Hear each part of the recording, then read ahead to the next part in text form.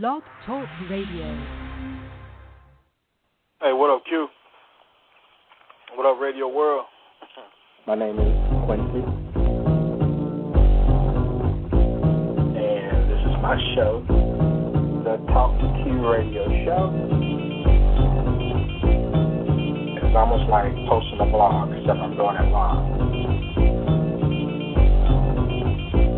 All of it here. Thank you for having me on your show. So awesome to be here with you and all your listeners. I ain't saying you don't screw. Screwing cool. Oh my goodness.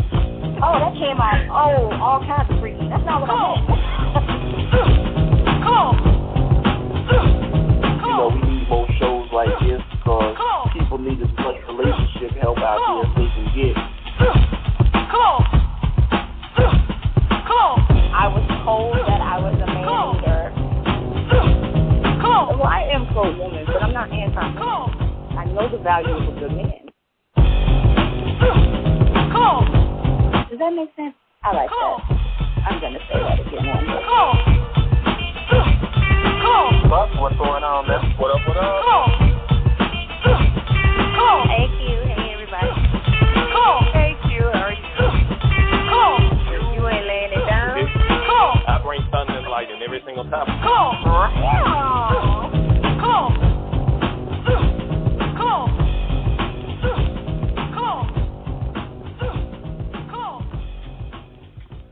Is that it?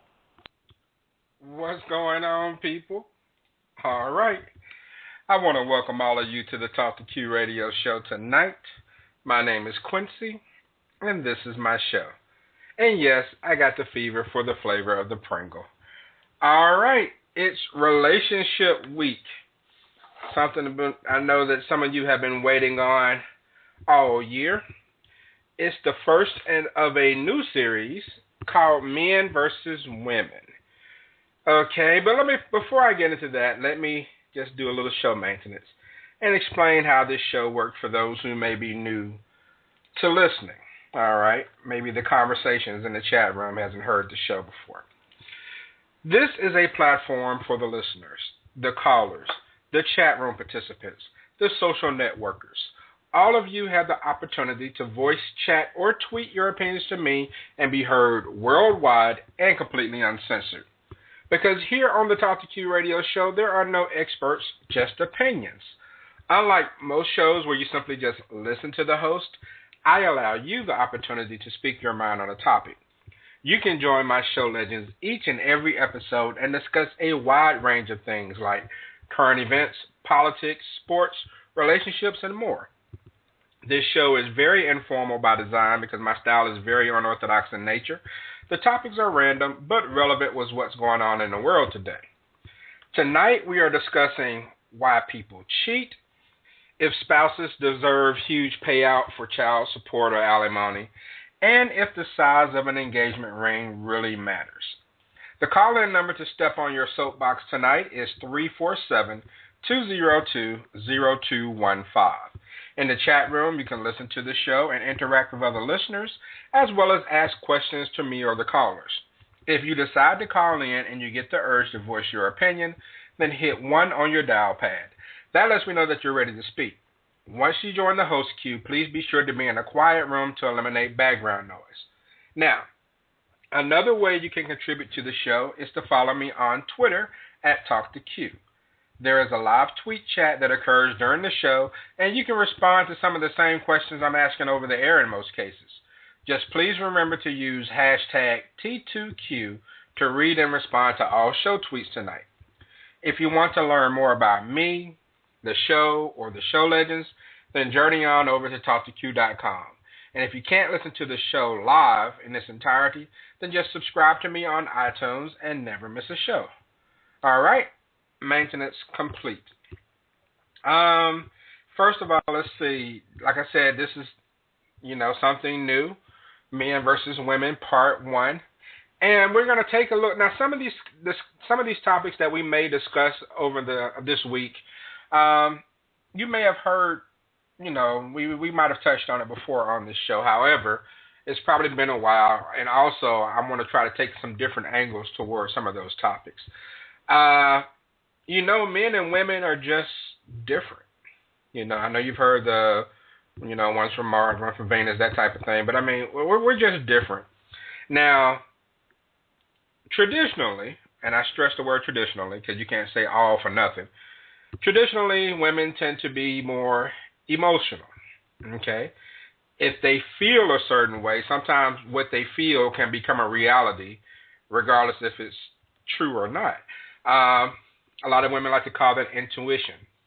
Now, there's a lot of times where a woman's intuition is correct, and then there are a lot of times where a woman's intuition can ruin a good thing. I guess it just depends on the maturity level of the woman. Men, on the other hand, we tend to be more logical, but because sometimes we have that logic, we kind of have tunnel vision. We kind of focus on one thing, and we miss a lot of other things that may be happening. Or sometimes in situations where we think it should be black and white, maybe there is a gray area. So both of us have our faults, all right? However, the people who normally have the successful relationships are the one who can have some sort of balance. A woman can still be emotional, but still kind of, use common sense when it comes to certain things. And then a man can have that logic, yet still be compassionate when it's necessary, you see. When you have two people who get together and they both possess those qualities, well, then it's all gravy. I mean, at that point, nothing can come between you, right? But tonight I'm just going to kind of try to play referee, because a lot of times I kind of fall in the middle on a lot of topics anyway. But, I'm going to try to not be as involved as I normally am. And, unless someone just asks my opinion, I'm going to try to lay back and let the show legends kind of hash things out. And before I introduce the show legends, first of all, I want to give shouts out to Erica Parker for her 30th birthday. She had her Dirty 30 weekend, and I checked out some of her photos on Instagram. So you all probably remember her from the Women Asking Men Tough Questions show. Erica out there in Kentucky. You remember she came out with her sister. So happy birthday to her for reaching the Dirty 30. Okay. And also, I want to just give acknowledgement to Crystal, who, had the Crystal show last Thursday. And if you missed it, go to blogtalkradio.com/Crystal Show 1 and get caught up. She had Amy on as a guest. Amy was, entertaining as usual. Her co-host Dre was cool. And, I was able to call in, and I think Lady T called in, and this other guy, I can't remember his name, called in. But, I mean, people were calling in, wishing her, giving her congratulations because she's back on the air. And it was a great show. We had a lot of fun. So, and then on top of that, and I downloaded the episode to keep it as evidence, she actually referred to me as her mentor. So, I want to make sure I kept evidence of that in case I have to bring that up someday. But no, I was truly honored. I mean, Crystal knows more than me, but it was still nice of her to do that. So, let me welcome on the show legends, and let me go to the 850 area code, the Emerald Coastline of Pensacola, Florida, and welcome on my man Buck. Buck, what's happening? What up, what up? How's everybody doing this evening? And another thing, too, I hear laughter in the rain. You lost me on that song. What song is that? That's one of the old soft rock songs. Okay. I'm pretty sure someone somewhere is laughing, though. But you lost me. Yeah, somebody laughed. I blew the dust off of that one. I knew you weren't going to be ready for that. So, speaking of music. It is raining. Speaking of music, I heard Randy Travis had a pretty bad stroke, and he's, I think, not able to speak. And that'd be a shame if he's not able to sing. So hopefully, country legend Randy Travis can snap out of that. Let me go to the 732 area code, the Garden State of New Jersey, and bring on show legend Ray. Ray, what's up, man? Hey, how you doing, Q? What's up, Buck? Hey, What's up? All right. And I'm going to stay in that area code, probably in the same room, and bring on Amanda. Amanda, what's happening? Hey Q, how's everybody doing? And just to let you know, you're not the only one. I caught your reference. I think that was a '70s song, but I caught your reference. Yep, that's good. Laughter in the Rain. Yep. Laughter in the Rain. Neil Sedaka? What's this guy's name? I'm trying to Google it. I think you're correct. Okay, I don't know. All right, well, welcome, Amy. Excuse me, Amanda. Let me go to the 501 area code. I got Amy on the brain looking at her number. Going to the 501 area code to Benton, Arkansas, the natural state of Arkansas. And welcome on show legend, Amy. Amy, what's happening? Oh, not much. I just picked Shaughnessy up from play practice. From who practice? She's doing a stage production of South Pacific. They had practice tonight. Okay, stage production of South Pacific. All right. That's cool. I don't know what it is, but it sounds cool.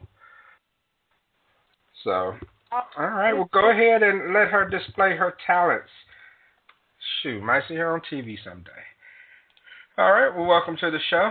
And I have someone else on the line. Whenever you're ready to chime in, just hit 1 and I will bring you on. And first, I do need to handle some business with a sponsor. So let me play this ad from nipplehuggers.com, and then we'll get started. Hello and welcome to a unique site called nipplehuggers.com. Now, what may you ask is nipplehuggers.com?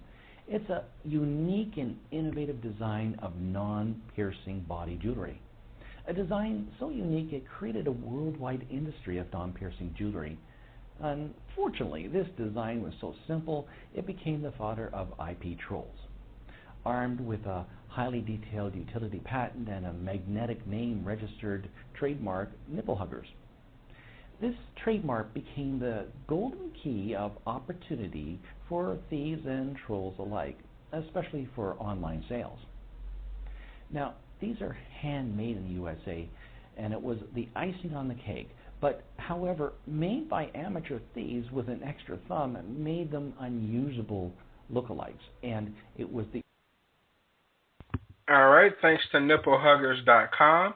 And I also want to welcome as a sponsor The Hypocrites by Mara Eaton. And she asks, are you a hypocrite? If you live a closeted cannabis lifestyle, then you are. Read about 7 people living closeted cannabis lifestyles that are on the verge of coming out in The Hypocrites by Mara K. Eaton. Available at areyouahypocrite.net. You can purchase the book on Amazon, Barnes & Noble, also available on iTunes. Check out Mara on Facebook as well. areyouahypocrite.net. Thanks for being a sponsor of T2Q. And speaking of Barnes & Noble, one more thing I'm going to add, and I promise we'll get started. If you get a chance to, if you're in Barnes & Noble or Books A Million, you all remember I had Kiara Mizuko on the show back in May of last year, I believe. And, of course, you know, Jules has been on the show multiple times. Well, Kiara is the CEO and Jules is the senior editor of Indie Chick magazine. And you remember Indie Chick was a website when I interviewed Kiara, back about a year ago. And now it's blown up into a magazine. And it's actually on the stands in Barnes & Noble, Books A Million. So it's a national magazine. And if you get an opportunity, if you're a fan of, you know, reading things that are empowering the women, be sure to check it out. Go to Barnes & Noble and look for the Indie Chick. And also, even if you're not a fan and you happen to be in there, just go in, flip to like the 3rd or 4th page, and look at the bottom right corner, and you'll see an ad for the Talk to Q radio show, which I'm very happy about. I mean, an ad in a nationally sold magazine.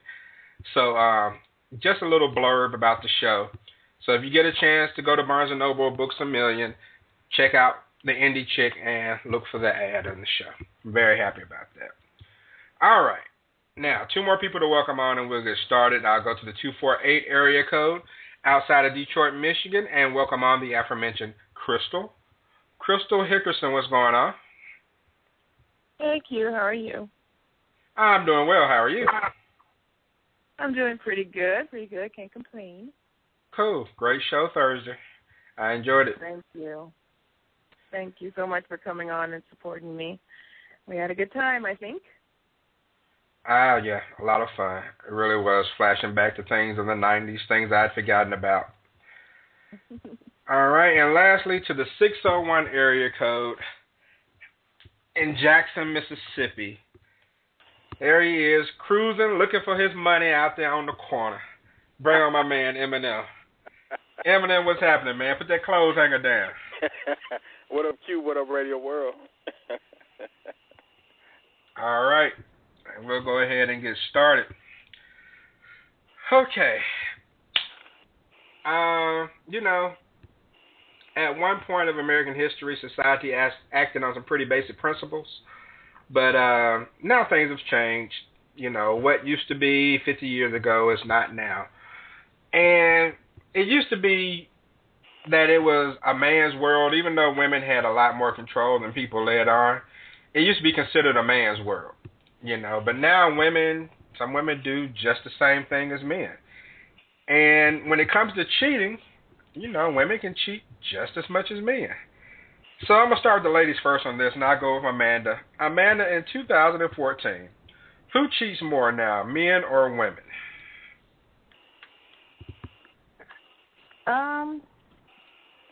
That's a tough question. I'm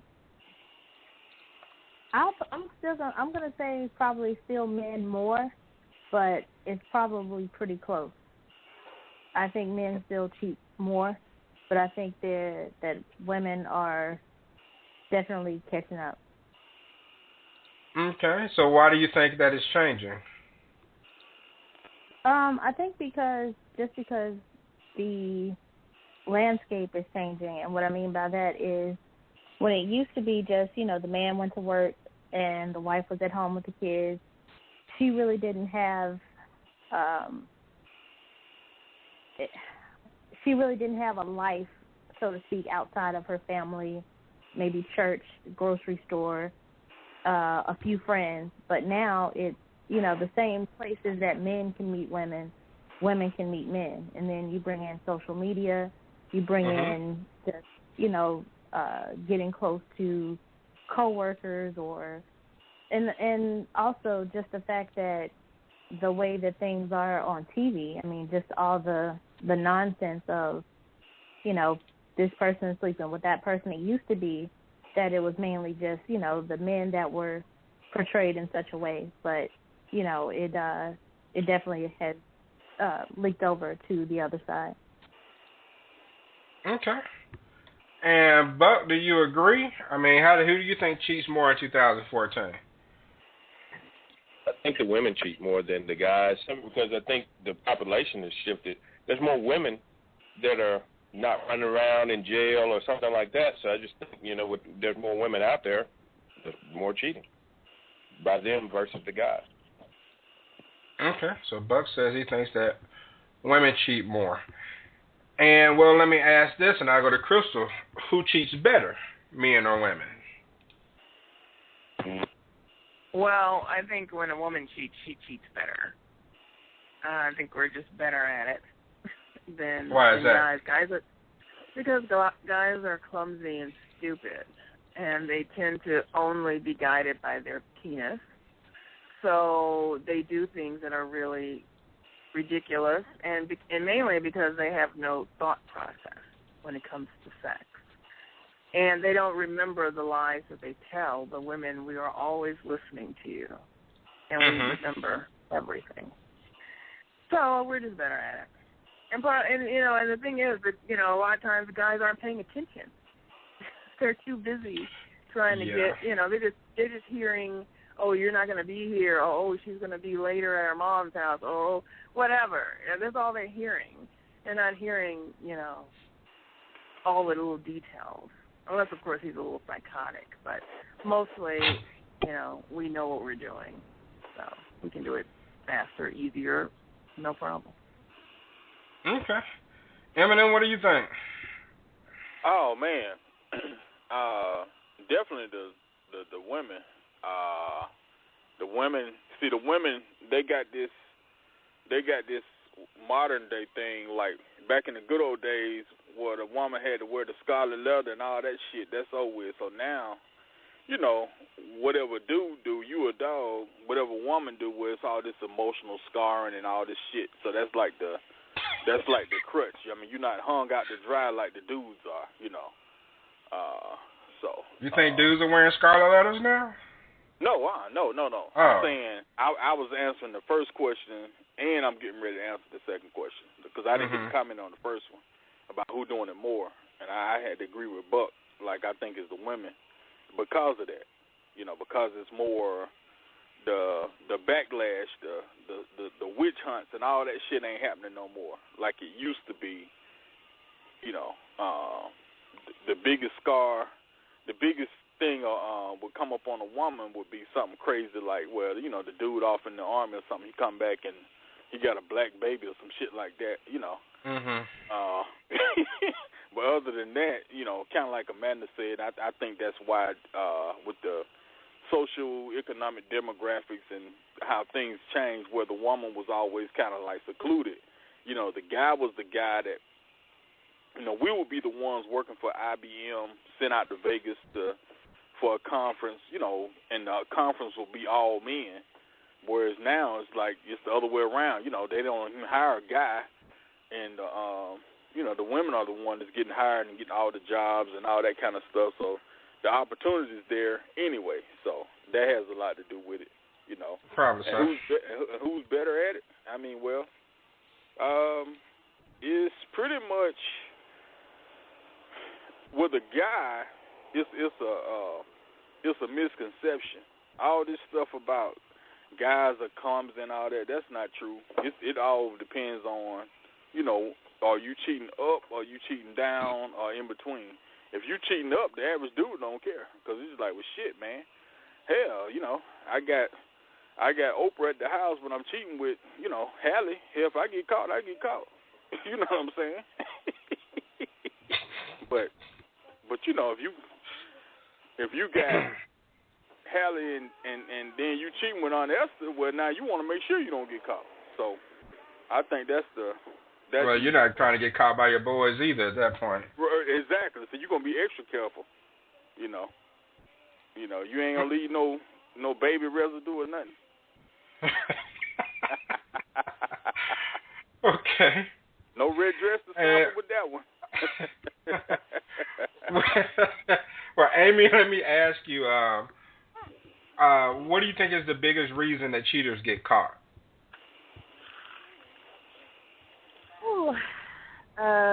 Well, let's see. Because they don't know how to lie. So you get caught up in their lie, huh?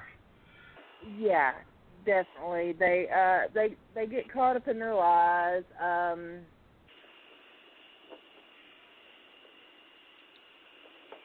Wow.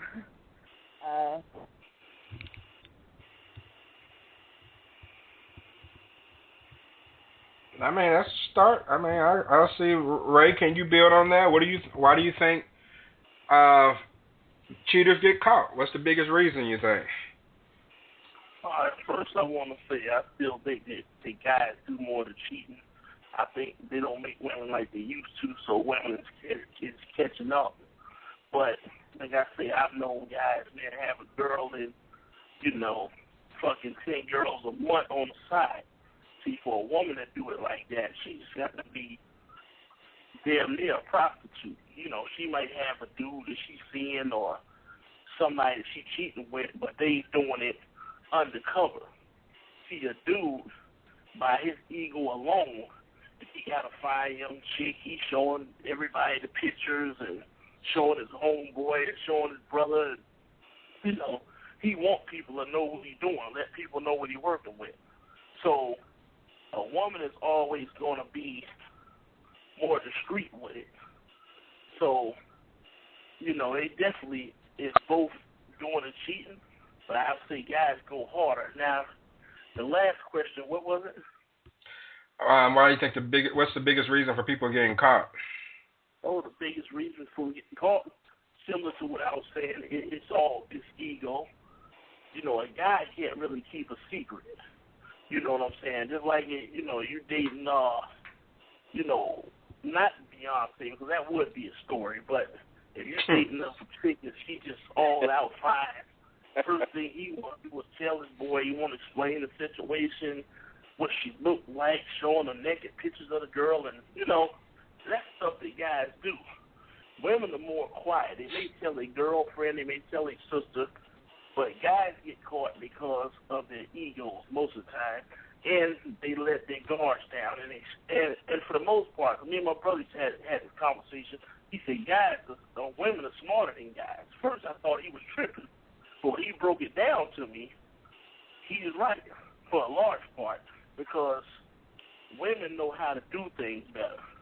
Guys, you know, oh, my girl getting ready to go out and visit her mother. You thinking about all the chicks you gonna have while she gone. She said, okay, well, I got something going on while I'm out of town, and you don't even suspect that. Oh, honey, I'm getting ready to go to bed. You talking to her like you at the house. Meanwhile, you trying to go out right after the phone call. Woman already hip to that. She got her game going, and she just 2 steps ahead. And you ain't thinking that she'll be like that because you too busy believing that you are, you know, God's gift to women or whatever the case may be. So it's just like a black person and a white person in the store. A white person can do more stealing because the security is watching the black person, which they may have good reason to, but that's just the way it is. You know what I'm saying? But, yeah, you know, they get away clean because they say, oh, he's not the person I will be watching. And my brother used to work law convention. You know who's still the most? Senior citizens. A lot of people don't think so. They ain't paying no $15 for no aspirin. They put that shit in their pocket. Walk out the store. Okay. Yeah, they come in at 6 in the morning and get it. But, yeah, I definitely say guys not being able to keep their mouth closed is the reason why they get caught. And okay, so you're saying ego and... You know, pretty much everything Crystal said. You know, that's probably all I'm agree with her on tonight, but, yeah, pretty much what she said. Okay. And, yeah, it's pretty interesting. Guys will talk. Sometimes guys do get over anxious and they get caught. I remember when I was in school, this guy would talk to his girl every night, and as soon as he got off the phone with her, he would go and find his other chick. And so, you know, he was just anxious. And so he rushed his girl off the phone one night. And so sure enough, he rushed her off the phone, and by the time he got dressed and got downstairs ready to walk to the other chick, you know, his woman was waiting down in the lobby for him, asking where he was going. And I mean, yeah, you know, I mean, guys, we have a one-track mind sometimes, and it can get us in trouble because we just miss the details. But in the chat room, the conversations chimed in and said, cheating happens where there is a mental unsatisfaction with the other person. Some people have more loyalty than others, which will prolong the relationship. And loyalty, to me, that's a good point. I think loyalty, to me, is really the only thing that keeps a person from cheating. I mean, the only difference between a good person and a bad person is, you know, loyalty. You know, that willingness to stick to what you have and appreciate what you have and not go elsewhere. Even someone who can be considered a good guy or a good woman can, you know, fall due to just opportunity or just, you know, making a bad decision within the moment or whatever the situation is. So loyalty is what keeps us all grounded, if you ask me. So that's a very good point. But 347-202-0215 is the number on the Talk to Q radio show. Just getting started, Men versus Women, part 1 of a series that will hopefully grow just like the Let's Talk About Sex series. And now I want to talk about something that we've touched on before, but we're going to really break it down. And I'm not going to have like a big lead into this. I'm just going to go ahead and just ask the question. And I'm going to start with Amanda first. Do ex-spouses or baby's parents deserve huge payouts for child support, or if they were married, alimony, like spousal support? Do they deserve huge payouts? Well, yes and no.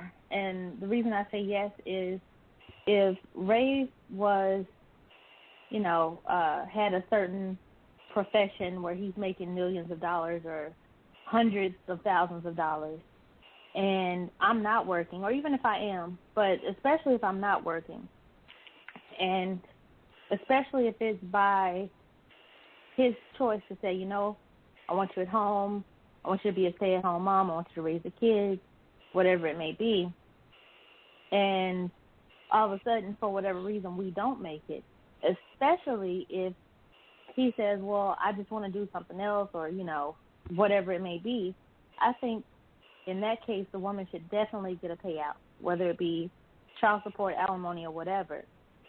Now, if it's just a matter of, like, let's say right now we didn't make it, and not to say that, he doesn't make a decent amount of money, but he's still just a regular guy. It's not like he's in the millions of dollars. So I don't think it would be fair if, we just say, you know what, it's not working, I'm going to go back to Mississippi, or I'm going to get my own place or whatever.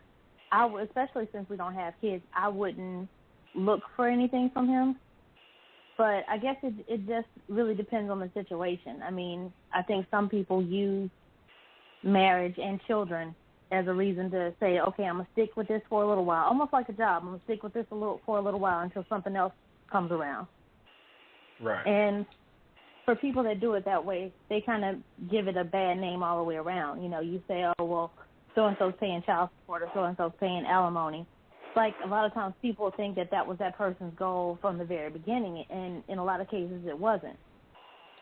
So I think it just really depends on the situation. I mean, you can never say that, no, somebody should or somebody shouldn't. I think it would depend on a lot of different factors. That's why I asked you, honey. All right, well, Buck, let me go to you. I mean, should marrying or having a baby with someone rich entitle you to huge payouts and child or spousal support? A la insert NBA player here, or even just recently Halle Berry, who got hit with steep child support. Well, I mean, in the grand scheme of things, in a perfect world, it shouldn't matter how much you make. Bottom line of it is, you shouldn't be trying to rip somebody off. But we know we don't live in a perfect world. So with that being said, people rip people off all the time, regardless to whether they deserve it or not, regardless to what the pay situation is or not. It's just unfortunate, that people think that, raking somebody over the coals by taking all their money is the right thing to do. I mean, because ultimately it's the kid that's important, and it shouldn't, not a dime should be taken more than what is necessary to make sure the child is taken care of properly. The bottom line of it is that, in today's society, the unfortunate part of it is that the men get screwed a lot of times. But, in the grand scheme of things, as long as the guy does the right thing and trying to raise his kid, the guy's going to do the right thing child support-wise and do extra if, his mind's in the right place. So, unfortunately for us guys, we get screwed. Okay. I mean, I think something that Amanda said was very important about how a lot of athletes that come to my mind, they, want their women to be housewives, and it comes back to bite them, because if you take someone out of the workplace, for 3 or 4 years or however long you're married and you get divorced, then they do deserve support until they can get a job. Now, how much money, I don't know, but they do deserve something until they can get back in the job field, because when you go long periods of time without a job, that can hurt your resume. You got to explain why you weren't working, and that can cause problems and make it difficult to get a job. So if anything, athletes, celebrities should encourage their significant others to work, unless you got a prenup, which I know Mary LaBelle from Dirty in Public would be happy about. She's in the chat room.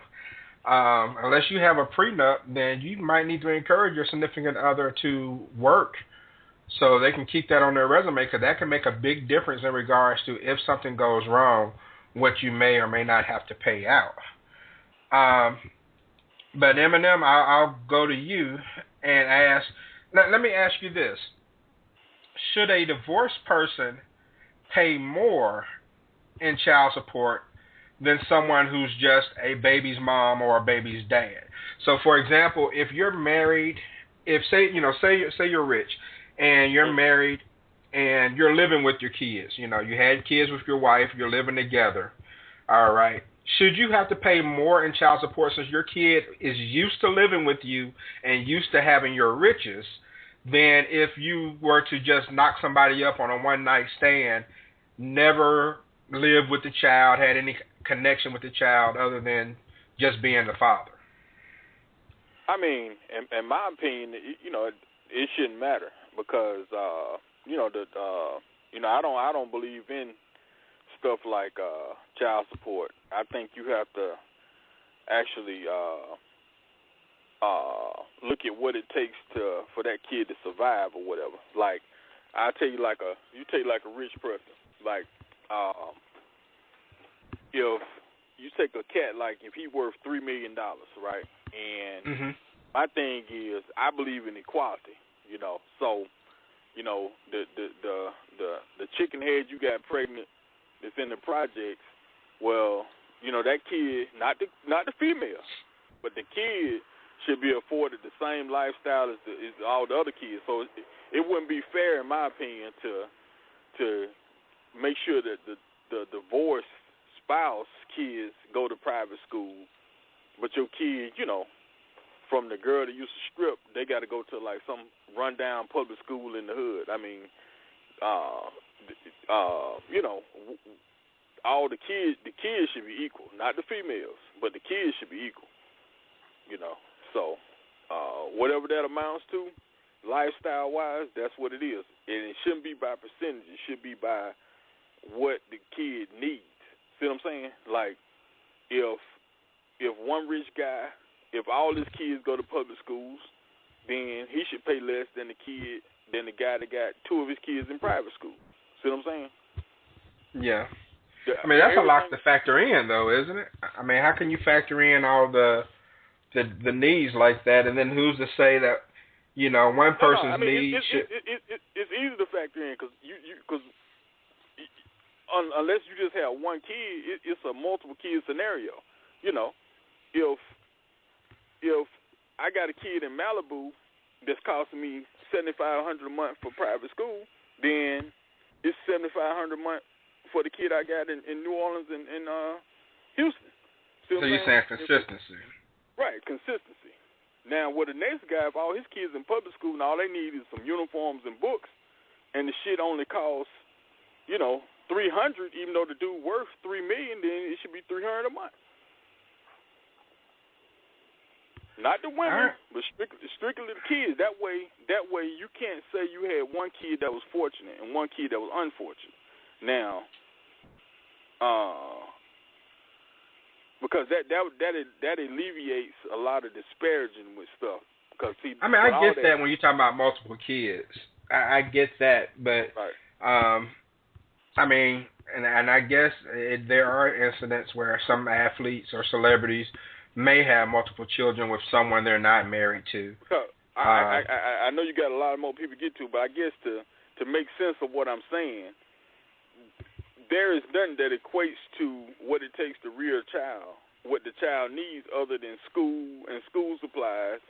That's 99% of it, other than, the kids eating in school and stuff. So these jokers got to pay $21,000 a month and all that just because they rich. That's bullshit. It don't. I mean, but don't you think the kids entitled to some luxuries though? I mean, kids need. Okay. I mean, a kid gonna want more than just books, right? Okay, but let me tell you how that is. Unless the guy is just a deadbeat who never plans to fuck with his kids after he done left his old lady. Okay, guess what? When the time you with me, you got all the shit you ever had. They ain't never left. See what I'm saying? You got a pool house, you got this, you got that. When you with your mama, you got whatever she got. When you with me, you got what I got. It's like how regular everyday people have. I'm serious. Just like a regular everyday person.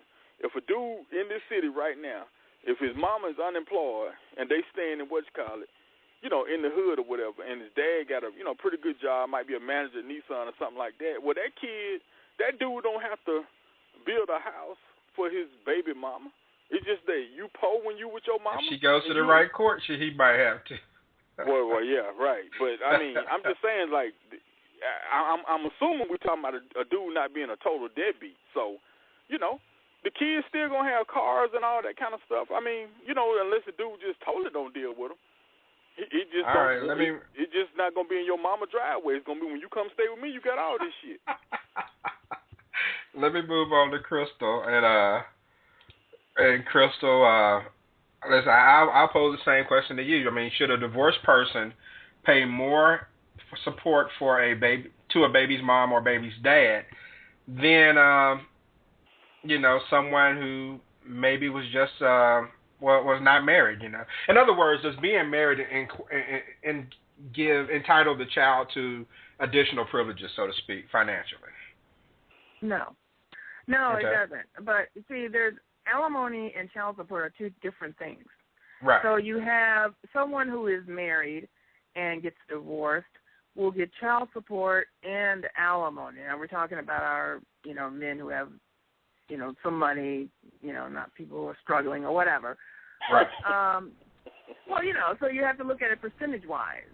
Okay, and that's why the courts don't deal with all that Eminem was talking about. They don't deal with that. They deal with percentages. Because who has time to go through and figure out who deserves what? Who has time for that? You want to do more than fine, you do more. But the courts will say, look, here's the percentage of your income goes to these children, okay, or child or whatever. And that's child support. Now, if you have a divorce, you have a wife and is divorced, then you also have alimony. And if you're married, then your home that you guys lived in, and you split all that up, then the home may end up just staying with her, and then you move out and get your apartment or whatever, your little bachelor pad, or, whatever, however it works. Or you split everything down the middle or whatever, and then she moves into another home or whatever. But, so that is a little different because you are breaking, a couple of contracts there. You're breaking the contract of the marriage. You said that you vowed that you would be with this person for the rest of their lives or whatever, and you have a family and raise children. Now you've broken that contract. So therefore, now you're going to have to give her or him, whatever, the amount that they would have been, that they have grown accustomed to. So, but if they've never been with you, then that's a different matter. They don't get alimony. So girlfriend doesn't get alimony. What she gets is child support. Now, when you talk about child support, men tend to forget that the child has to eat. They have to have somewhere to sleep. They have to have light. They have to have all these things that go with daily, just daily resources. So it's more than just food. And then to say that the child, she eats at school, so she'd be all right. Well, school is not 24/7, okay? And school is not even 365 days a year. So there is food that has to be had at the home as well. So when you're talking child support, you're supporting all of that as if you were there, as if you were actually in the presence of the house. The courts do not care that you slept with her one night or that you had a long relationship with her for years that ended. They don't give a damn about that because the child is here now, so you're going to pay whatever percentage it is that you make, period. Now when the child, and this is why women or the custodial parent has to keep going back to court, which is such a hassle, is because when children get older, you have to change the order because they need more stuff. They need more clothes, and they start, joining clubs or joining different things. So they're doing more. So they need more money for support.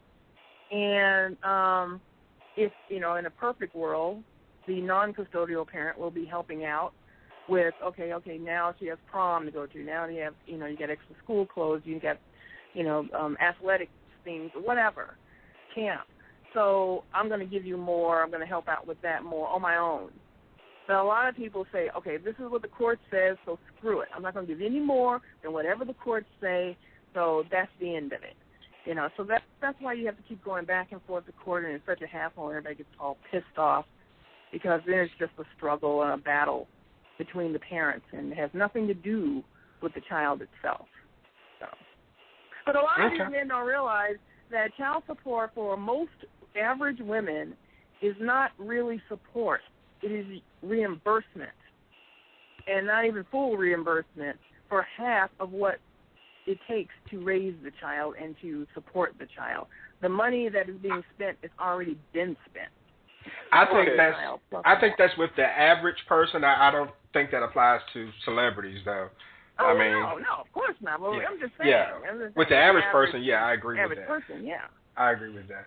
In the chat room, the conversation says, your child isn't entitled to anything of yours. Warren Buffett is only leaving his kid a few million. They aren't entitled to his wealth. Dirty in Public says, I love Crystal. She's so on it. Smarty pants. And I look at it, as far as how I look at it, just in general, child support, definitely necessary. I do think it goes over the top sometimes with some of the things that's required of people who pay out.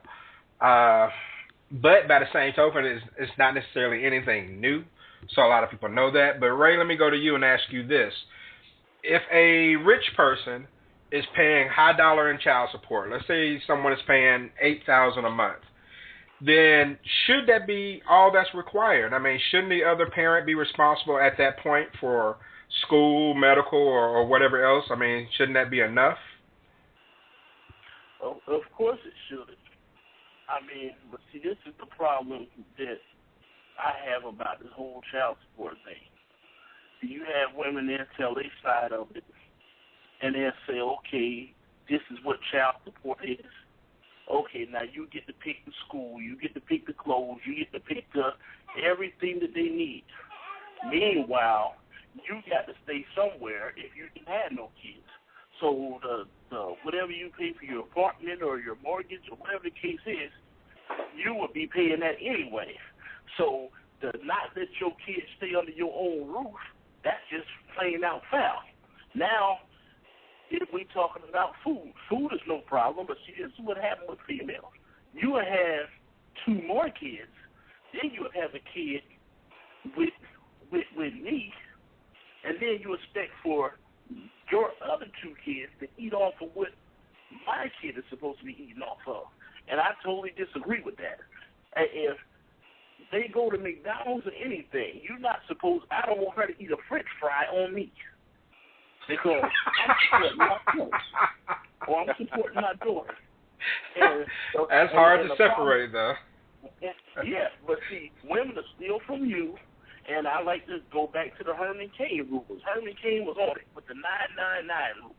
Okay, if you go charge me $1,600 or $1,700 a month for 2 kids, no problem, because they don't care. You guys have an apartment to stay in. Meanwhile, okay, if you lose, or in whatever your salary difference is, are you willing to give me the $700 or $800 a month, and you got a place, or would you be full mouthing every month?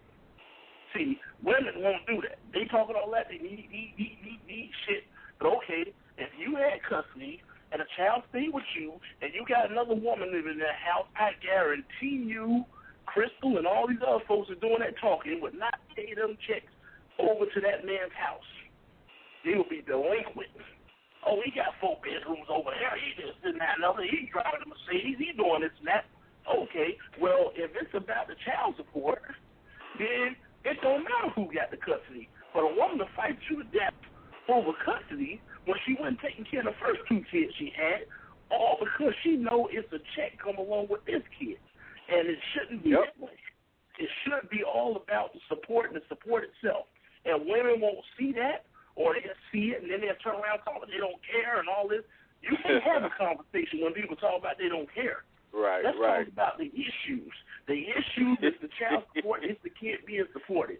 And a woman said, oh, I need this kind of car, I need this, I need that. Meanwhile, the other two kids you had, they didn't have all this stuff. Now, they want you to put out and say, okay, now I want the kids to have this. Okay, now, it's cool. My son has a iPad or whatever. I don't want your other two kids getting iPads on my money. You understand? But you say that, oh, well, they mad, and they still saying you're a deadbeat and saying you didn't pay this and didn't pay that. There's a difference between being a deadbeat and getting ripped off. And a lot of people don't understand what the difference is. Just like people blame Terrell Owens. Terrell Owens had a daughter 7 years old and paid $1.5 million. So I don't give a shit from the rest of her life. I took care of her. Woman sitting on stage looking better than him. Hair done, nails, talking about, well, this is a problem with the money. We can talk and we can do this and we can do that. Meanwhile, the man said, I ain't playing football no more. I can't pay this. Oh, it's a problem. Now you don't want the person to see kids. It's just crazy. And I think women need to get together because it's about the kids. And you pay the child support, but if the shoe was on the other foot and you went to court and you lost, would you send the check back the other way? I say no. 98% of women won't do it. Now, y'all call in and blog about that. All right. And let me go to the 340 area code, strong statements by Ray, to the Virgin Islands and bring in long-lost Archie. Archie, what's happening, man? It's all good, Q. I think you need to send a SWAT team over to Ray House for some protection after that rant right there. Just saying. Hey, you know Ray's not afraid to speak his mind, man. He ain't afraid at all. But yeah, my opinion on the whole child support issue, I do agree with child support. It's something that should be done. And when you have a couple that's separated, one has a child, one doesn't, that support should be made, if the claim is made in court. My only concern with it is I see a lot of times with parents, I guess it's custodial parents that are taking that child support money and not supporting the child. A lot of times folks would just, literally take the money and run. The mother would have her hair done every 2 weeks, but then the kid's bag is falling apart. The dad driving a BMW and have his kid's shoes held together with duct tape. You know what I'm saying? So that's right. Always my concern. Like, there should be accountability with child support, and it's you shouldn't just be handing over a check and that's it. You should be able to look and say, okay, is the child being taken care of? And that should be the bottom line. It's always some extra. I will admit there's always some extra. Let me go to the 229 area code. I believe this is in Georgia. Caller, what's your name? What's up? This is the Conversations from the chat room. Conversation. Glad you chimed in. I appreciate it. What's your 2 cents on this? Well, I'm not I don't have like kids or anything. I'm still fairly young, but like to me, if I was wealthy and I was paying child support, and and I'm paying like some ridiculous amount of child support, I would have no issue with paying as long as the excess of what's required goes into like a trust fund or education fund or something like that for my kid, versus her just going out and buying Gucci purses and Louis Vuitton bags and stuff like that. Okay, so you just don't want it to turn into a shopping spree for someone. Yeah. Well, so like to me, like as far as child support go, I feel like whatever the child expenses are whenever they stay with you or whatever, I'll cover 50% of that. You know what I'm saying? That's the way child support should work. Okay. Whatever whatever the child expenses are, you cover 50%, and then whenever the kid is with me, you cover 50% as well. I mean, like it should be like a back and forth thing. Almost like joint custody, so to speak. Just okay, I get that. Let me place you back on hold for a minute. And again, I think it can be situational at times. There are some situations where it probably does work out that way. I think the main thing is that if the man and the woman both get along, then more than likely it won't be any abuse for the most part. But a lot of times that's not the case. Dirty in Public says that her ex lived in a 4-bedroom house with a pool with his new wife while she lived in an apartment, and he complained about child care. Even though he had a new car, he said, "I can't help you, I'm tapped," because he's trying to support his new family. And so, and I'll be honest with you too, I mean, that's not an excuse. You can't ball on your end and turn around like a little scrappy and say, "I don't have any money," when you're balling yourself. So, I mean, it does go both ways, and not necessarily just the women getting their hair and nails done and then saying you need to send money. There are also guys who spend all their money and then turn around and say, "I don't have any to give you." So, and that's what the court is for. The court is to establish what should be fair. It's not always fair, but what should be fair, and that's the money that should be paid. And I don't, it's been like that. I mean, for T.O., I do think when a person stops playing or stops making the money that they once made, you should reduce the order immediately. I do think that's the case. So for in that regard, I think a lot of athletes shouldn't be held to paying $8,000 a month when they're no longer playing. They can't afford to do that at that point. But by the same token, the reason why I can't say, I know T.O.'s been through a lot in his life. It's kind of hard to feel sorry for him, though, because I know that I've seen evidence of people trying to help him. And Dr. Phil and what's the lady's name, Crystal or Amanda, yes, my beloved. And Yana Van Zandt, or whatever her name is. You have people. After he retired, Q. I mean, well, I don't remember about Dr. Phil. I thought he was still playing, but I know Yana was just last year, I think. But the point I'm trying to make is that even though he's not playing anymore and his order should be reduced, T.O. hadn't budged on how he feels. I mean, he's essentially not doing for the kids because he doesn't like the women in the situation. And regardless how he feels or if it's right or wrong morally, it's still the law, I mean, so I don't know. I like I said, the dude had a tough upbringing. A lot of people don't know his situation, but I can't feel completely sorry for him, man. And I like I said, I feel bad for his kids more than anything. But I just think overall, we all know how the game works.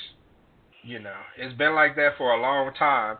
So the best thing to do is try not to get someone pregnant. And a lot of people might say, well, Q, that's easier said than done. Well, yeah, it is easier said than done. I mean, there are ways to not get someone pregnant.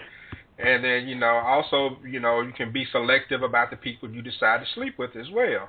I mean, if you're one of these athletes and you meet someone at the hotel bar where you stand, and she's dressed, and this is the thing, this is what I don't get. And I've actually heard on the Ticket out in Dallas, a sports radio show, I actually heard an athlete talk about this. And he talked about how stupid he was when he was younger because he got some woman he met at a hotel pregnant. He's at a hotel for a game, right, for a Cowboys game. He played with, I think he was a Seahawk or something, but I'm not familiar with the dude, whoever he was. He wasn't a great player. But he played with Seattle. He's in town for a game in Dallas. He meets a woman at the hotel. He talked about how dressed up she was, how good she looks. She was from Dallas. All right. So first of all, why is someone from Dallas at a Dallas hotel? Of course, she's there to pick up players. He fell for it. He got her pregnant. He got hit up with child support. End of story. So, I mean, you got to be smart. at the same time, you can't do something stupid and then turn around and blame the women. But by the same token, the women, if they are in a situation like Halle Berry's in a situation, you got to pay that money too. It goes both ways. If you get hit, and even if you're not Halle Berry, even if you're, Jane Doe, if for whatever reason that man gets custody, you got to pay that money. My cousin who's been on the show before, Worm, has custody of his daughter who's 7, and he has to run down his baby's mom for that money, but he gets it. So it does go both ways in all fairness.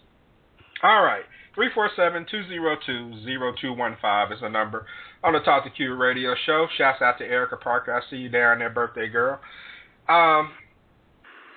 Let's see, and one more thing I wanted to mention on it before we move on to the next topic. I had jotted something down, but I guess I misplaced it. All right, let's go on to the next one, the last one. Does size really matter? And I'm talking about an engagement ring. Okay. One of the Cocktails and Conversation divas, Robin Hunt, over at her website, curvymomager.blogspot.com, posted on her little thing she does every Tuesday. She does a YouTube video every Tuesday, I think, called Tequila Talk Tuesdays. And she showed a picture of this engagement ring that a guy gave a young lady. And the diamond was pretty small. All right, I'll be honest with you. It almost looked like a BB on a ring, essentially. But, there were some people that commented on it, and they had their sayings about it. So I'm going to start with you, Amanda. Do you think that you would ever refuse marriage because the engagement ring is too small? No, I don't think that that's a good reason to refuse marriage. I think that a lot of times people are caught up in the material things and don't actually look at, that this person loves you, they want to be with you, and they want to put a ring on your finger. No matter how big or small the diamond is, it's a symbol of their love. And if that's all they have, then you have to look at it as them giving you their all. Their all may not be monetarily as equal as somebody else's, but in other ways they may be better for you than the person who can give you the whatever size diamond. And on the flip side of that, there'll be people who will complain or say the diamond's too small. But when I got engaged, my ring was it's a nice ring. And a lot of people looked at it and they said, "Oh, are you going to get it appraised? Are you going to make sure it's real?"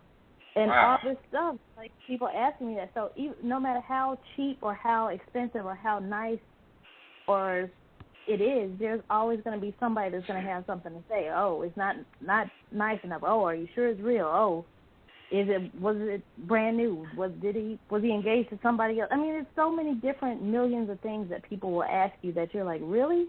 You can't just be happy that this person is engaged? And in most cases, it's coming from women that have never had any type of ring on their finger. Right. Maybe a ring around the tub, that's it. Dirty in Public said, a woman who gets caught up in the size of the ring is not worth marrying. Run, dude, run. And Amanda, but let me ask one more follow-up question. Does it matter how much money he makes?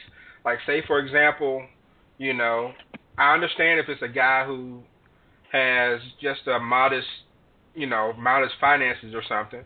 But what if he does well? What if he's making $100,000 and, he buys you that $99 special down at the jewelry store? Does that make a difference? Well, it's honestly, at the end of the day, it's between the two people involved.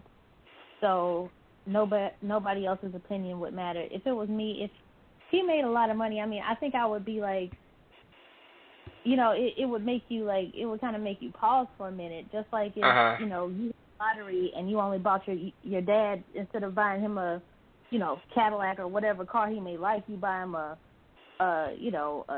little cheap little car from off the used car lot that barely won. It's like, why? Right. Why? It will make you kind of wonder why, but I guess it's the thought that counts. So I think that would kind of make you at least scratch your head about it, but I can't say that should be a reason not to marry somebody because it could be a test. Okay. Ray, you got a good one. Eminem, what you think, man? Well, I think it's all based on the relationship building up to that point. You know, I'm on to the show, if it was a material situation from the jump, then rightfully so. I mean, if from the time you met the guy, he basically throwing money at you, flaunting fancy cars and just throwing money like it ain't no thing. Well, I kind of would expect the female will want something pretty spectacular. But if it's just the average Joe and you live in check to check and shit like that, I mean, hell, if the shit came from the pawn shop, it should be the thought to count, Okay. But marriage ain't based on love no more, man. Now it's just like, it's bullshit. Matter of fact, it's probably not even relevant in the next 10 years, but, because the cost of the ring used to not even be a thing. It used to be like, oh, my God, I'm so happy for you. You're engaged. Now it's like, all this other shit, so. Well, it's part of the show now. That ties into the show of the wedding and all that other stuff. But right. TV may have ruined that. But, Crystal, let me go to you. I mean, how important is the size of the engagement ring? Well, I have to agree with what everybody said, really. I mean, it's relative to the person. If you are with someone who is struggling or both of you just kind of getting by or, whatever, an average guy, then your ring, whatever he gives you is probably what he can afford, okay? So, there it is. You don't want him to go into too much debt for a ring if he can't really afford it, So it depends on that situation. And then for him, if a guy like this buys a ring that has a really small, and I didn't see the picture or whatever, but I could just imagine. It was small. What everybody said. So, I mean, then he has to be very confident that the woman he's with is not interested in all of that. She just wants her ring. And a lot of times, if you can't buy a really big diamond, and there are other, like in stones you can buy that are larger, like maybe get her birthstone or maybe something she's into or whatever, a mother of pearl, I don't know. But if you have a little money or credit or whatever in order to buy something better, it all depends on the woman you have. Would she appreciate that? Is that important to you? Now, hopefully, by the time you ask someone to marry you, you know a little bit about who they are and what they want and what they would accept and what they wouldn't accept. So does it matter? Well, that depends on the woman you're with. Would it matter to her? And that's what you should be basing it off of. And if you are, you don't have a lot of money and you can't get the bigger ring, then I don't know. I mean, yeah, you might be better off going to a pawn shop because you might be able to get a good deal. You just don't tell her you went to a pawn shop, and she don't need to know where you got it from. Yeah, but you can just say you got it at Zales or De Beers or wherever, yeah. It came from Zales like 10 years later. Whatever, hey, whatever. You don't need to know where you got it, how you got it, as long as, it looks nice. That's all that matters. Okay. Or, your woman. Right. All right, well, let me ask this follow-up question, Crystal. Would you wait to get married until the man could save up enough to buy an acceptable engagement ring? Like, say, for example, he says, hey, this ring is small, so I realize that it's not really, maybe he can't afford a ring right now. So, I mean, would you be willing to wait for him to make more money to buy a ring he feels like is worthy? No, because, first of all, for me personally, if I'm dating a guy, and I'm in love and all that shit, and I decide, okay, he doesn't have any money, but I still love him, so, you already know what you're going to get anyway, so what are you waiting for? I mean, what, you waiting for that, he's going to get a promotion at the factory? I mean, whatever. I could take forever. I mean, you know who you got. You know who you fell in love with. You know whatever. So you know what you're going to get. Okay, it's not a box of chocolates. You know exactly what you're going to get. So maybe you're going to be dating this guy then. You should be dating somebody who can buy you, if that's what's important. So, no, what are you waiting for? There's nothing to wait for. Buy your own damn ring. And just wear your ring over his ring. Wear, next to it or something. I don't know. Oh, I don't know. I believe there are a lot of women that rolled in the grave. You said buy your own ring, Crystal. I don't know. I know. I've rolled and I'm not even dead yet. But yeah, I mean, oh my God, that's insane. But, so, I mean, if it matters to you, then it should have mattered to you when you chose him, because you know damn well he's not going to be able to buy you anything that's nice. Right. So, there it is. Okay. And Dirty in Public said, even if he's not rolling in it, the ring is irrelevant to marriage and relationship. It's all about having priorities and being mature. You have to know that material crap doesn't mean, and you can get a huge ring and the guy can be, you can get a huge ring and the guy can be an ass. Okay. But that's true. That's true. I know one rule you definitely shouldn't follow, guys. They've always had traditionally this thing called the 3-month salary rule. The most ridiculous rule you could ever follow in regards to buying an engagement ring. Basically, it says the ring should cost 3 months of your gross salary. Okay, so if you make $80,000 a year, you should spend $20,000 on a ring. That's ridiculous. Hell. That is absolutely ridiculous. All right, that's just too much. I mean, if you're making $80,000, $20,000 is going to put you in a big hole. So they say the best thing to do is to do the 1/10 rule. Guys are really usually kind of picky when it comes to buying a car. They say whatever the value of your car is that you buy, you should consider 1/10 of that for the cost of a ring. So if you're a modest guy and you have a $20,000 car, then maybe you should have a $2,000 ring. If you're one of these guys that spend a little money and you got a $100,000 car, then yeah, you can afford a $10,000 ring.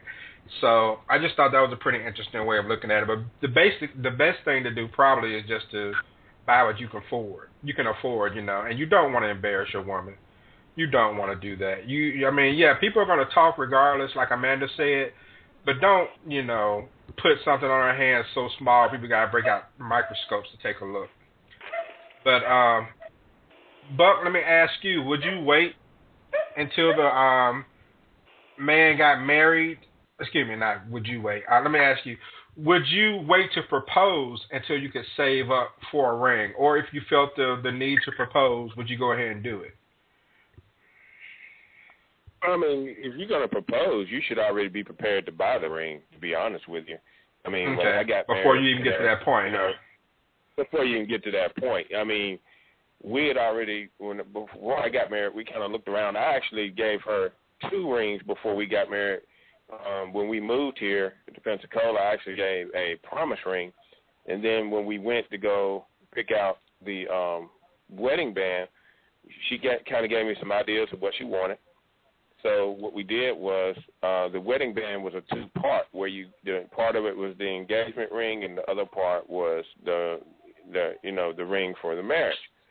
So, I was already prepared because I bought jewelry from Gordon's at the time. So at that particular point, I already knew what, she kind of narrowed it down to which 3 choices that she wanted. So I picked out, what I thought she liked, and she liked it. So, you just have to prepare. I mean, you just don't want to go in there blind and just say, you propose to somebody and then you break out some damn, cheap ass Claire's boutique type shit to put on a damn girl's finger. You got to prepare. If you're a guy, you got to be prepared so that way, you get the right thing. Give a girl a choice. So I mean, when you're going to do it top notch, you got to do it top notch, and you just have to prepare yourself to whatever whatever you're going to get for her, and make sure it's nice, and make sure she don't get talked about. I mean, if you care enough for the woman to begin with, you're gonna set it off right anyway. Okay. I remember when I got engaged back in 2001. I really wasn't prepared to buy the ring. I had the money, but I was actually saving the money to buy my first HD TV. So I had money put away for that. Oh. But, yeah, I know, man. And I had to make a tough decision, so I ended up using that money to buy the engagement ring. And so, you know, I mean, it was all worth it in the end, but it did hurt my feelings at the time because I had been saving that money for a minute. And, you know, HD TVs were very expensive back then. And so that was a lot. That was, you know, that was probably like 3 years of savings that I put away. And they ended up getting one to like 2007.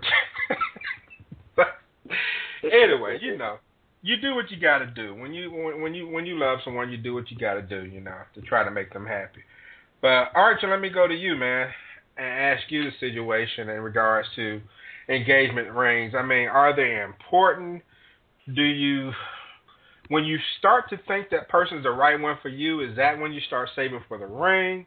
Or, I don't know, do you not believe in rings? You might be one of these folks that say, you know what, a ring's just a symbol. It don't mean nothing. I'm definitely a person who believes in rings. I tell everybody who will listen, I came up with the idea for the engagement ring I gave to Nashivia when I was in the 8th grade. So it was definitely, I definitely follow the idea of engagement rings. But for me, you know, I always go for something that is with meaning, you know. So the ring that she has, it's got her birthstone on one side, my birthstone on the other side, and a diamond in the middle. You know, it's actually a story to it. You know, it has a meaning to it rather than just going out and just getting some ring. That's if you're gonna have something like an engagement ring, especially with like the heavy story that comes behind rings and diamonds and things like that, it's good for it to have a meaning. That's what I wanted. That's how I follow with rings. Not just get a big stone that's shiny and pretty and, you know, the whole 3-month salary. Although I ended up following the 3-month salary rule by accident. I didn't mean to. It just kind of happened. Wow. Okay. But like it was when I went to the jeweler, got everything priced up. I kind of just went, oh, okay. How did I know that sapphires would end up being so expensive? I don't know. But all right.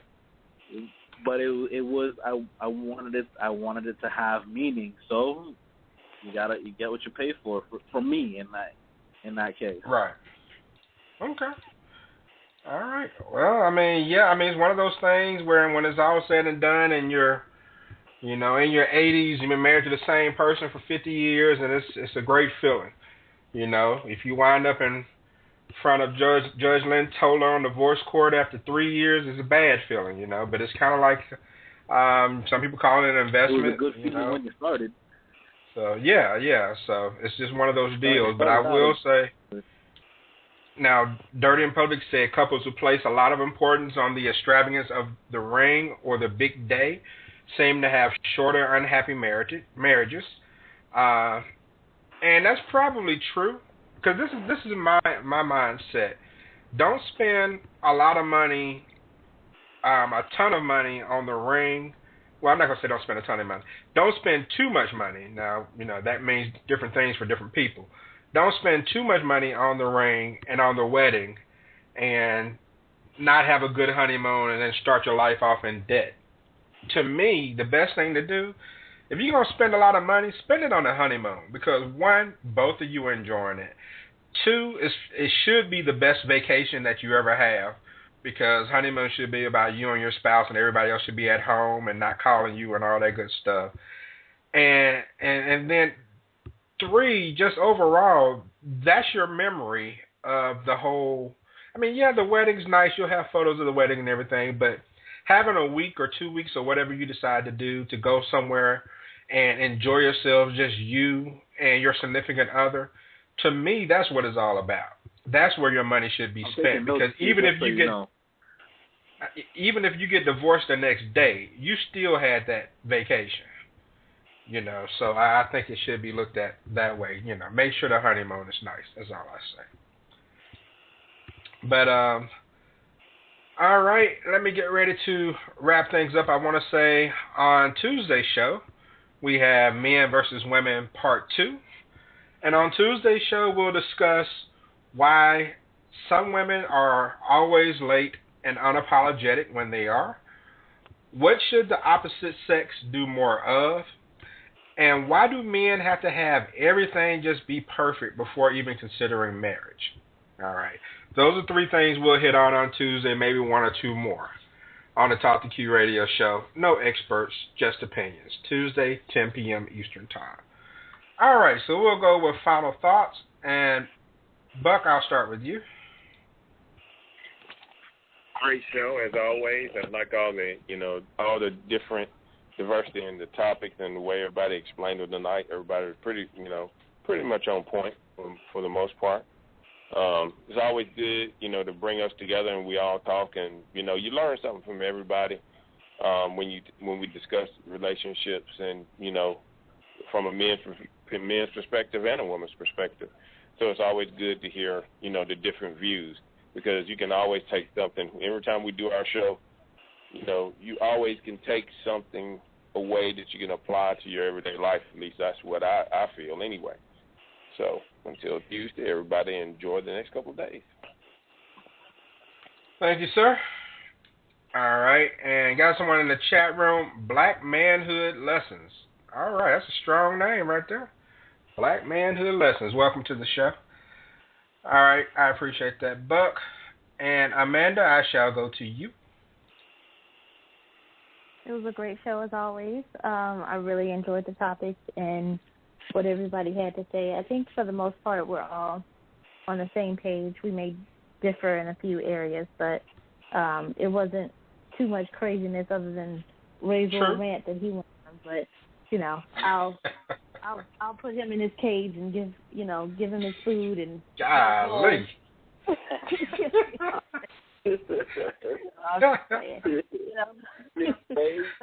me his food. That's all right. At least you're getting fed.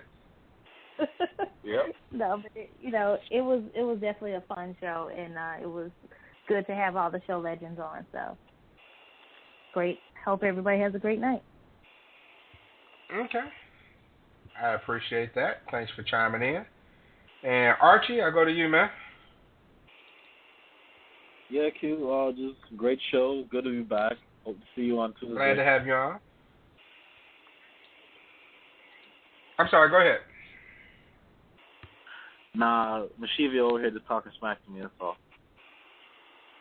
Oh, okay. Tell Gigglebox I said hello. Will do. All right, and I'm glad you can get back in the mix. I'm sure your mentor misses you, man. I mean, it's been a minute since you've had a chance to learn from the master. Oh, definitely. I'll be back taking notes. I'll definitely have Eminem's back every chance I get.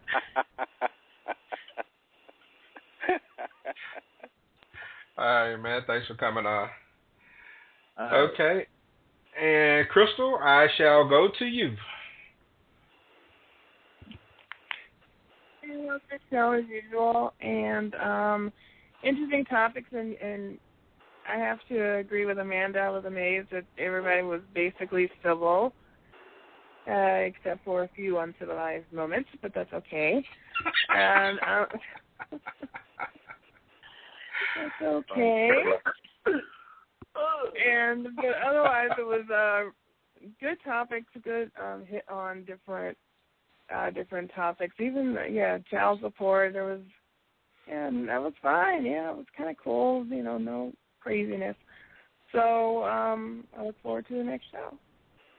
All right. Thank you very much. And I do think everyone did a great job of making a point one way or another. Even if you didn't completely agree, I think everyone kind of respected what the other person was saying. So, I'm very happy of how productive I think that the show was. So, thank you for that, Crystal. Eminem? Oh, man, great show. It's fantastic having Archie back on this thing. The female callers was good to, always keep a diverse level of opinions or whatever. But I'll talk about the the recap on the men versus women and the cheating first, you know, all the comments was good and everything, but the ultimate thing for that one that would probably work more so on the woman's side would be, you know, if you go ahead and pass 13-13, you already gonna know what's going to deal. Cause dude get that bonus check, you know, when it's time for bonus, and he come home, that bonus already gone, and you ain't got shit to show for it. Thank you. You just bought me another Cadillac, baby. And what do we get for $10? But man, like the child support thing, I think is you know, some good points, but two of the things I want to mention that could make things better that actually can be enacted right now. And this will talk to exclusive, so make sure y'all remember this, where it came from, if they ever do it. With the parent receiving child support, it will eliminate a lot of issues on abuse. This is strictly on abuse. It ain't got nothing to do with the amount now. That's a whole other topic, really. But the abuse of the child support, I think if at the end of the year the custodial parent that's receiving has to give a pretty much itemized breakdown of what their expenses are versus what they received. This is no different than me trying to get a 501c3 for my football team or whatever. You got to show, you know, okay, if you got a grant for this, what do you know, you still can't just take the money. You still got to show what you did with it.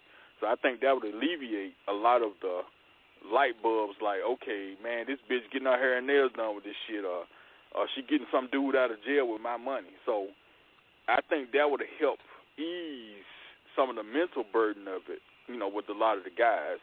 And the second thing I want to say real quick about the child support thing was, I'm sick of all the scenarios. I'm not talking about the show, but just in general, with child support, it's always as if the guy, especially the black guy, is always a deadbeat parent.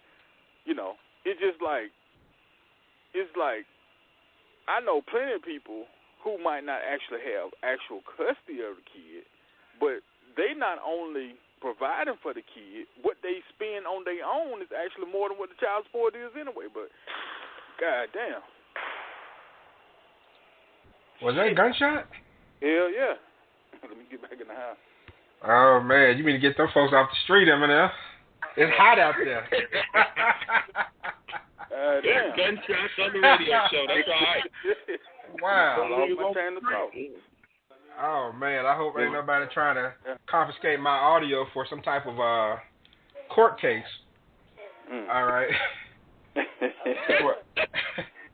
All right, Eminem, kind of make sure you get down behind something, man, and be careful out there. Yeah, that town is finest. Let's see. I actually have two additional callers that called in. Let me go to the 901 area code. I think I recognize this number, but I'll ask anyway. Caller, what's your name? Erica. Hi, Q. Hi, everybody. What's up, birthday girl? Everyone say happy birthday to Erica. I don't hear anybody. Okay. Thanks. I appreciate it. I appreciate it, everybody. I just wanted to just touch on something real quick on what he says now, as far as, because I am a parent that, you know, receives child support. As far as what he was saying about, heck, I always do this, showing what you have spent for the year. I agree, but I disagree, because sometimes, like me personally, my child support doesn't always go towards the child. I'm not going to tell you no story.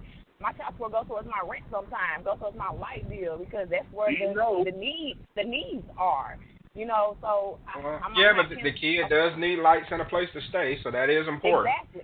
Exactly. He needs a place to stay. I need gas in my car to get him to daycare, to get him to school. So, you know, as far as me showing you what I spent on it, it's regardless, it's going towards the needs of the child, whether it's going on their shoes on their feet, a shirt on their back, or it's going towards the lights so they can be able to turn on, to be able to come home to lights in their room. You know, so I kind of agree but disagree. But I get child support for one child, and I have 3 kids, so I have to make that stretch, you know, as best as I can. So I'm kind of like, I agree with you, because I understand, because some women do abuse it. Some women take it and do whatever the frick they supposed, like you said, hair and nails. But I'm a parent that it goes towards the house. you know. So I feel them on that, but I understand. Okay. Just okay. Like that. All right. I appreciate that. And it sounds like you didn't get too turned up this weekend. You still sound like you got some sense about yourself, so that's a good thing. Oh my God! I'm not ready to turn. That turn up crap. I can't do it. I got in at 6:30 this morning, and I feel like a dead horse right now. I can't do it no more. I'm too young, old for this crap. Okay. All right. I appreciate you chiming in. All right. Let me go to the 678 area code, which I believe is somewhere around the ATL. Caller, what's your name? Hey, how you doing? This is Classy in Atlanta. Classy, what's going on? Everything's fair. I just wanted to point you guys to some information based on what the brother was saying, and talk about the little intellectual elephant in the room. At the end of the day, these couplings and these relationships should be about the children. But the funny thing, when you go outside of America and you run into other black folks outside of America, they don't play games with children's lives the way we do here in America. Uh-huh. We'll say, okay, in the example the brother just gave about an itemized billing, and the lady called in, and even though this wasn't her point, I just want to show you something. She pointed out that these things go toward the child. And she said she agreed and disagrees. Well, there's really nothing to disagree about. All he said was an itemized billing. And if things are going toward rent, then there's nothing to be really concerned about. It's the same thing as saying to a guy, well, we want you to pay for X. Okay, why? Well, don't ask us why. What do you mean don't ask you why?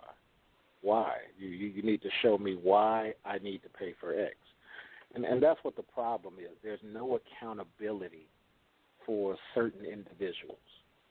And I put in your chat room, as well as sent you a private, this thing with the black deadbeat father that the brother pointed out, it's been a myth this whole time. CDC just debunked it. CDC did their own study and showed that black fathers are in the lives of their children more than white folks and Latinos. So that whole thing is always been drama. And unfortunately, we don't get solutions. We don't get to clarity because one side of the coin is always trying to demonize males. Everywhere we go, there's another thing where the Black Enterprise put out a thing that says 83% of all brothers making over 100,000 are married to sisters. But everywhere we go, we have somebody say, well, everybody's chasing white girls. And then you say, okay, how did you get to that rationale? Well, because everybody dates. You do realize you can't track dating, right? You can only track marriage. And see, we get in these hyperboles and we talk about the purple unicorn at the Red River, but we don't know how to get to that river or see that unicorn. So now you're starting to see more and more people debunk these evil black man myths that never were true. And the only way we get to clarity, I don't want to demonize ladies, I just say this. Ladies got to be accountable for what does and does not happen, period. And then in turn, we'll make men even more accountable. But we can't we can't sit up here like they tried to pass a father's bill recently. And the white man, there's always another man going against a man for the sake of a woman. The white man said, he's a representative for Utah. He said, we're not concerned with the rights of unwed fathers. How is that for the benefit of the kid? It's not. But when you got those mentalities, nothing gets solved, and these kids grow up crack addicts, these kids grow up porn stars, and everything else. And the first person we blame is the non-custodial guy. Where was the father? Right where you put him, on the outside. Should we hold the custodial parent responsible? No, she has it hard. Okay, so it's the kid's fault, right? So, like I said, at some point in time, we gotta hold everybody accountable, not just the males. And then my last point is about these fictitious. He's the father, but now you find out DNA proves that he's not. There's no jail accountability for that. You got guys who have spent 3 to 5 years in jail for not paying child support on a kid that was never there. Go look at Paternity Court. It's a TV series now. Mm-hmm. False father claims. And ladies are not held accountable. The guy just went to jail. We're sorry. And we move on. Or we seize his bank account, find out later, kid ain't even yours. Well, you going to get my money back? No. You're going to have to civilly sue her. So we're not going to get no resolution until ladies realize we're not trying to be mean to them. We're just trying to hold their cousins and coworkers accountable for what they do. That's all. Okay. Good stuff, Classy. I appreciate that, man, and I appreciate the link you put in the chat room as well. I'll put that out on Twitter for you all to check out about the myth of the deadbeat for black men. So I appreciate that. And one more caller who's called in. He's a little late, but I got to get my man Bobby Willis in. Bobby, you doing all right today? Hey, what's going on, Q? What's up, fam? Yeah, man, I'm doing good. Got a little late tonight. Okay. I don't know how much of the show you've heard, but basically we're just wrapping up final thoughts. We've discussed everything from child support to the size of engagement rings.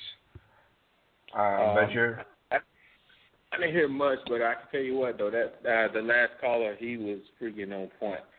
I don't know who it was, but I tell you what, that was right on time for what he just said, and what a lot of people he's getting props on Twitter too. Oh yeah, and what a lot of folks don't know though also is that the whole child support thing it comes from a think tank. There's a group of white men and women sitting in a room somewhere and said, we did a survey of families, and this is how it is, and this is what it is, and we're going to make it like this. But I guarantee you that those families they surveyed, it wasn't our family, our type of family. You know what I mean? So, and I know this. I wish I had the reference so you guys could always see it, but it's crazy how they just sat there and paid some think tank to come up with these child support laws, which is not fair to the non-custodial parent at all. And like I said now, and this includes women, because there are some non-custodial women, female parents, but it's not healthy and it's not real, and you know it's not based on us, and we're the ones who hit hardest by these laws. Okay, all right, good stuff, Bob. I appreciate that, man. I got some more people to join in the chat room. Hello to you. Okay, got someone to join the chat room. Their name is Santa is a Whore. Okay, I like to hear the story behind that. Let me go to, I know I said I want to take another caller, but I do have one more I want to at least try to check on. Calling in from Skype, Kwame. How's it going? Where are you calling from?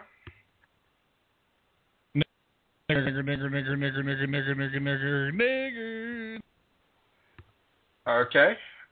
Well,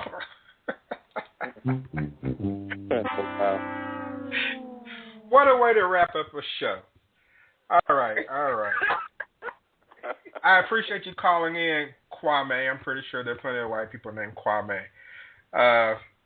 But somebody put something in his mouth because my zipper is stuck.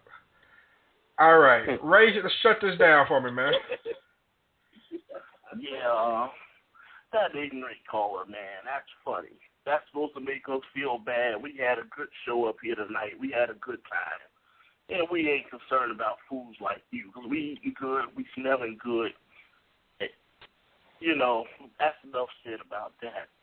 But the child support, and you might want to check to see where his woman is, too. But go ahead. Yeah, and Classy, man. I mean, Classy, he really broke it down. You know, he really got his points across, and I mean, he was right on, dead on the money. I mean, child support really has to be cleaned up. I think Eminem and Cuz said it best. I think they need to have some type of structure where they know where the money goes. I think with all the unemployed folks and stuff in this country, they need to fill some of the jobs with the people who can itemize everything. When something has to be paid for, they can assist you in making sure it's getting paid for. The money's going in the right direction. There's always going to be excuses that the lights and gas and all this and that. And it ain't to disrespect people, because some people work hard and they really do have those needs. But at the same time, if you land up with some dude and all that, you should have them things straight. That's basically saying you can't take care of yourself, because the child support is supposed to go toward the child. And, you know, if the guy got to fill up his own car and his old lady's car, he got to fill up yours too because your kids are riding, come on.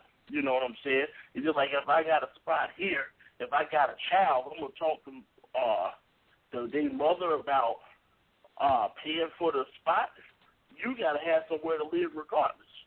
So I don't think that type of stuff should apply. You know what I'm saying? I'm back here, if I'm cooking rice or chicken or whatever I'm doing, I can't make enough for my child. That's foul on my part. So when we talking about child support and food and this and that, it should be all broken down into a fund. And the people that's over this fund, the payments, the penalty should be real stiff if they're taking money under the table or they helping one parent or another cheat the system. And I think child support will get cleaned up and things will be a whole lot better. But it was a great show tonight. Everybody had great points. I want to say to Crystal, you know, congratulations on your show.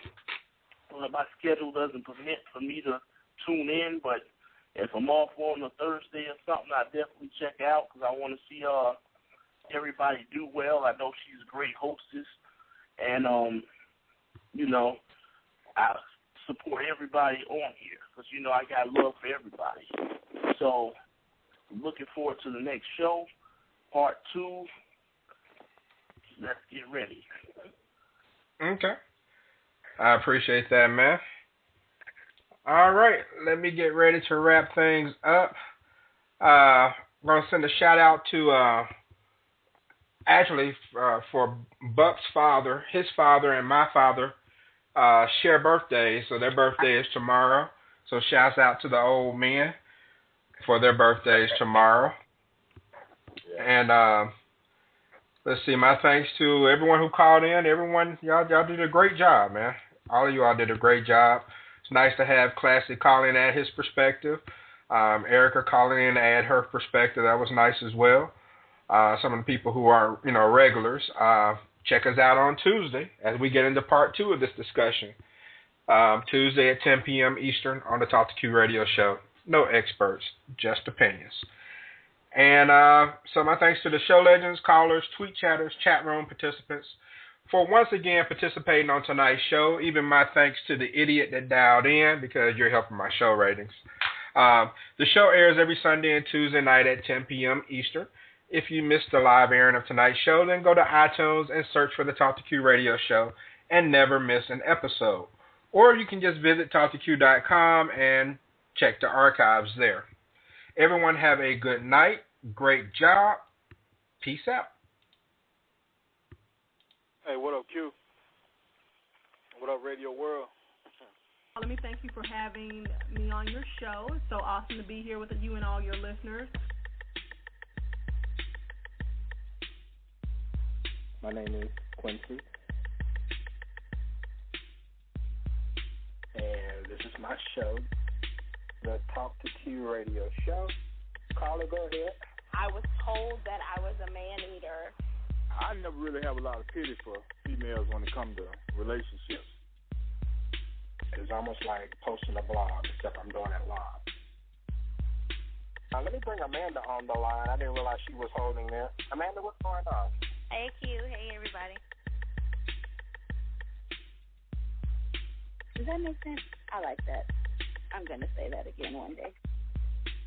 Oh, my goodness. Oh, that came out, all kinds of freaky. That's not what I meant.